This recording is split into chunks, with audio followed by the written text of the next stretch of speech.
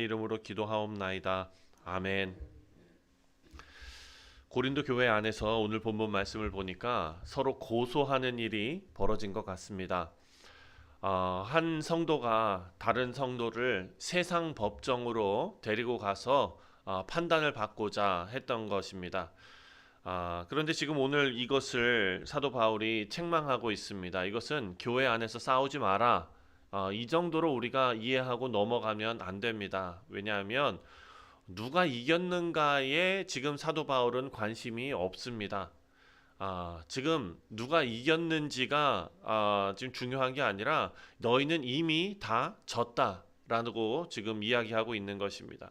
그러니까 세상 법정에 가지고 간 것 자체만으로도 벌써 그 고린도 교회 안에서 이루어져야 할 그 어떤 하나님의 나라로서의 그런 모습이 이미 다 훼손이 됐다라는 것입니다.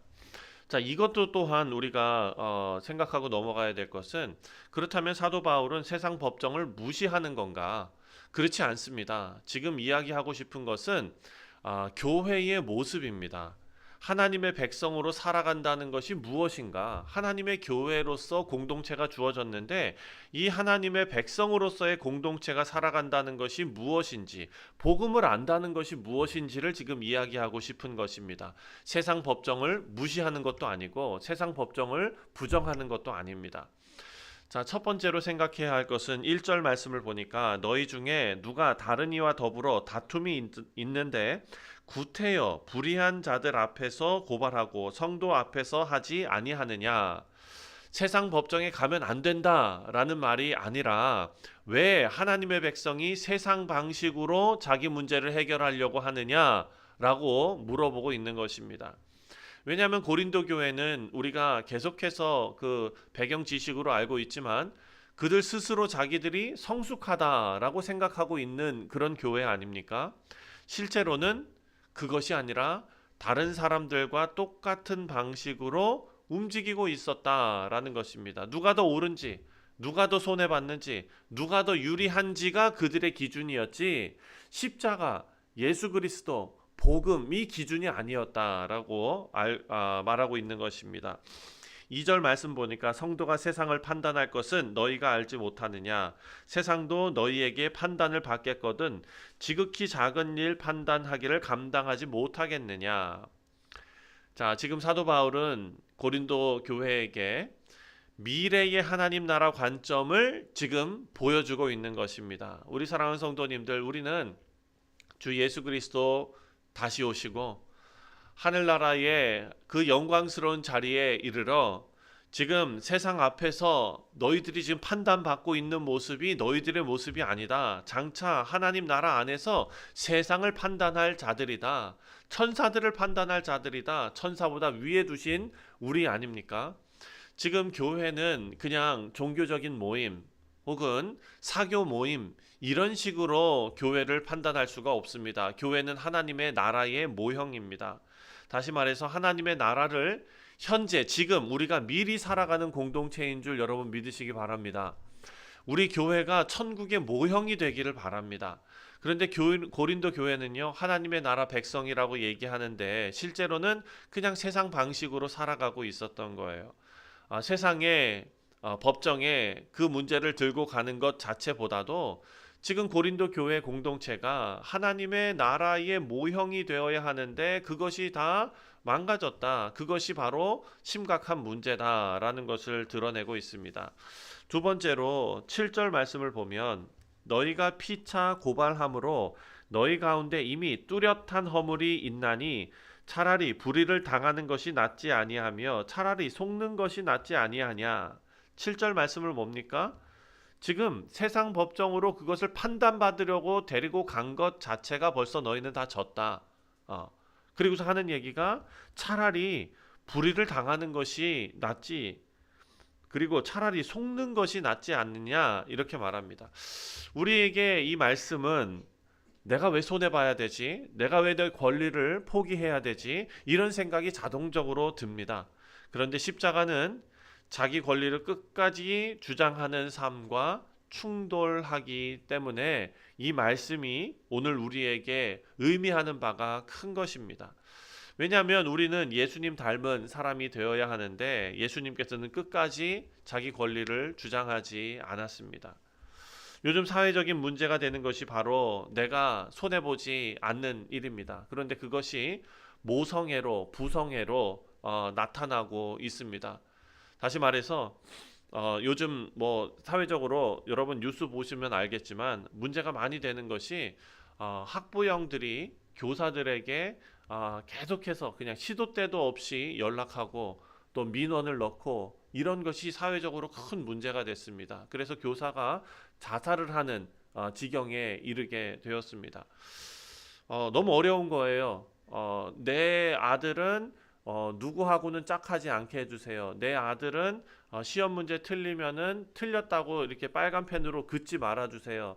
자존감이 떨어져요. 이런 거를 이제 계속해서 하다 보니까 교사들이 너무 이제 어려운 거예요. 힘든 거예요. 그런데 문제가 뭐냐? 내 아이만 괜찮으면 괜찮다는 거죠. 예. 다른 아이는 나는 신경 쓸 여력이 없습니다. 난 내 아이를 잘 키워야 됩니다. 예. 사랑하는 성도님들, 억울함을 당하고 손해를 보고 그리고 모욕을 건디고 이 모든 일들, 그러니까 고린도 교회의 모습이 어찌 보면은 오늘 살아가는 우리 모두의 모습이었다라는 것이 지금 드러나고 있는 것입니다. 그런데 지금 사도 바울은 이 복음을 통해서 우리에게 무엇을 이야기하느냐? 십자가를 자꾸 그 위에다가 올려놓는 거예요. 십자가를. 지금 공동체가 그런 의미에서 지금 깨져 있다는 것입니다. 복음은 사랑하는 성도님들, 내가 천국 가는 것 그건 기본이죠.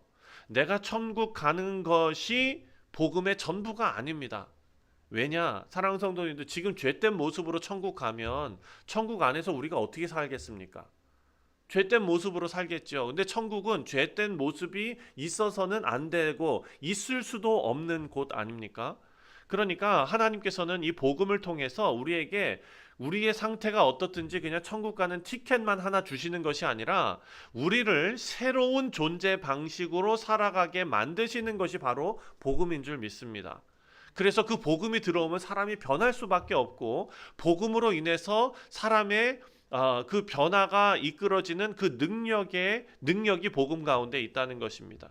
손해보지 않으려는 그런 이기적인 삶에서 예수 그리스도를 닮아서 손해를 감수하는 삶으로 바뀌어 간다라는 것입니다. 고린도 교회가 잃어버리고 있었던 것은 단순히 그냥 세상의 법정에 판단받으려고 가는 그것이 아니라 복음다운 삶 자체를 지금 잃어버리고 있었다라는 것을 지적하고 있습니다.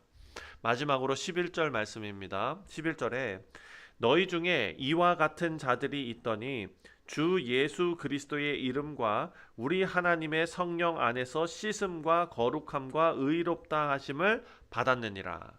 자, 지금 9절부터 10절까지의 내용을 보면은요. 지금 긴 어떤 그런 죄의 그런 모습을 쭉 나열하고 있습니다. 불의한 자가 하나님 나라를 유업으로 받지 못할 줄을 알지 못하느냐. 미혹을 받지 말라. 음행하는 자나 우상 숭배하는 자나 간음하는 자나 탐색하는 자나 남색하는 자나 도적이나 탐욕을 부리는 자나 술 취하는 자나 모욕하는 자나 속여 빼앗는 자들은 하나님의 나라를 유업으로 받지 못하리라 라고 말하고 그 다음에 11절에 너희 중에 이 같은 자들이 있더니 주 예수 그리스도의 이름과 우리 하나님의 성령 안에서 씻음과 거룩함과 의롭다 하심을 받았느니라. 11절에 와서 방향이 바뀌거든요. 그러니까 9절과 10절의 죄의 목록들을 쭉 다 나열을 하고 11절에 와서 딱 방향이 바뀝니다. 그게 무슨 의미입니까? 9절과 10절 너희도 원래 그런 사람들이었다. 탐욕스럽고 음란하고 속이고 자기 욕심대로 살던 사람이었다. 그러니까 너희가 먼저 깨끗해져라가 아닙니다. 하나님께서 먼저 씻으시고 거룩하게 하시고 의롭게 하셨다. 그러므로 이제 그 정체성에 맞게 살아가라. 이것이 사도 바울이 하는 말입니다. 사랑하는 성도님들, 여전히 옛날 세상 방식으로 살아가고 있는 고린도 교회의 모습. 하지만 11절 말씀에 반전이 있는 것처럼 복음은 사람을 새로운 시대의 백성으로 만듭니다. 새로운 시대의 백성이라는 것은 바로 하나님 나라에 맞는 백성으로 성령 하나님께서 지금도 우리 안에 그 새로운 삶을 만들어 가시는 줄 믿습니다. 말씀을 맺습니다. 고린도 교회 자기 권리 주장하고 내 아이 손해 보지 않고 내 아이만 잘 되면 되고 뭐 내 권리만 잘 행사하면 되고 이런 식으로 세상에서는 너무나 당연한 그런 가치인데 그것이 바로 십자가와는 반대되는 모습이라는 것을 지금 성경이 우리에게 이야기하고 있습니다. 때로는 손해를 감수하고 자기 권리 내려놓고 공동체를 자기 자존심보다 더 귀하게 만드는 것, 우리는 이미 하나님 나라의 백성이 되었기 때문에 이제 우리의 그런 생활의 방식, 우리의 삶의 방식, 가치관도 바뀌어 가야 한다라는 것입니다. 근데 그 바뀌어 가는 것이 우리의 힘으로, 우리의 능으로, 우리의 의지로가 아니라 우리의 의지와 성령 하나님의 도우심이 시너지를 이루는 방식으로 복음이 우리 가운데 들어오고 하나님의 영이 우리 가운데 있는 사람들은 그런 삶을 살게 된다라는 것을 알려주고 있는 말씀입니다. 우리 사랑하는 성도님들, 하나님께서 오늘도 우리 안에 십자가의 마음을 회복시켜 주시고 하나님 나라 백성답게 살아가게 하시는 그 귀한 사역을 이루고 계심을 믿으시고 오늘 하루도 승리하는 우리 모두 되시기를 주님의 이름으로 축원드립니다. 기도하겠습니다. 하나님 아버지, 우리 안에 있는 자기 중심성, 탐욕, 욕심, 이 모든 것 아버지여 우리가 내려놓게 하시고 십자가를 통해서 우리가 하나님의 사랑을 그리고 내가 누릴 수 있는 그런 권리보다도 믿음의 백성들 하나님께서 우리와 함께 신앙생활하게 하신 그 공동체를 더 귀하게 여기며 아버지 하나님의 그 은혜와 하나님의 그 능력으로 우리를 씻으시고 거룩하게 하신 아버지 그 놀라운 은혜를 우리가 잊지 않게 하여 주옵소서. 오늘 하루도 하나님 백성답게 살아가기를 간절히 소원하오니 주님 은혜를 베풀어 주옵소서. 특별히 우리 사랑하는 성도들을 위하여 기도합니다. 아버지 육신의 연약함으로 하나님 앞에 기도하는 성도들이 있습니다. 암투병 중인 성도들도 있습니다. 아버지여 그 모든 질병 위에 하나님 계심을 믿사오니 하나님께서 권능의 손으로 그들을 어루만져 주시옵소서. 아버지 하나님께서 주시는 새로운 힘과 능력으로 오늘 하루를 살아가는 은혜로운 하루 되게 하여 주옵소서. 감사드리오며 예수님의 이름으로 기도하옵나이다. 아멘. 하늘에 계신 우리 아버지여, 이름이 거룩히